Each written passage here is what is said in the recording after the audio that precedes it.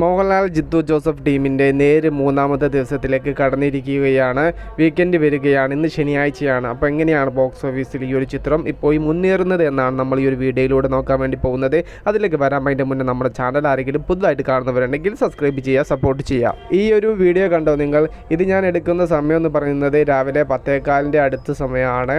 അപ്പോഴേക്കും കൊച്ചിയിലുള്ള ബുക്കിങ്ങിൻ്റെ വീഡിയോ ആണ് നിങ്ങൾ കണ്ടുകൊണ്ടിരിക്കുന്നത്. നല്ല രീതിയിൽ തന്നെയാണ് ഈ ഒരു ചിത്രം മൂന്നാമത്തെ ദിവസം ശനിയാഴ്ചയും ബോക്സ് ഓഫീസിൽ മുന്നേറുന്നത്.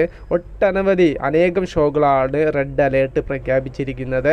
നേര് എന്ന ചിത്രം ഹൈപ്പില്ലാത്ത സിനിമ എങ്ങനെയാണ് കളക്ഷൻ ബോക്സ് ഓഫീസിൽ നിന്ന് നേടുക എന്നതിനുള്ള ഉത്തമ ഉദാഹരണങ്ങളാണ് ഇപ്പോൾ അവസാനം ഇറങ്ങിയ മമ്മൂക്ക സിനിമയായ കണ്ണൂർ സ്കോഡും അതുപോലെ കാതൽ ദി ഗോറും ഇപ്പോൾ ഇതാ നേര് എന്ന ചിത്രമൊക്കെ ബോക്സ് ഓഫീസിന് കാട്ടിത്തരുന്നത്.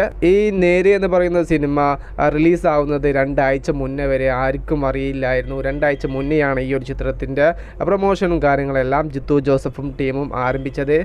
ആ ഒരു സമയത്തിന് ശേഷം പിന്നീട് നല്ലൊരു പ്രൊമോഷൻ കൊടുക്കാൻ ചിത്രത്തിൻ്റെ അണിയറ പ്രവർത്തകർക്ക് സാധിച്ചിട്ടുണ്ടായിരുന്നു. ഈ വർഷത്തെ അവസാനത്തെ ബ്ലോക്ക് ബസ്റ്റർ വിജയത്തിലേക്കാണ് നേര് എന്ന ചിത്രം സൂചിപ്പിക്കുന്നത്.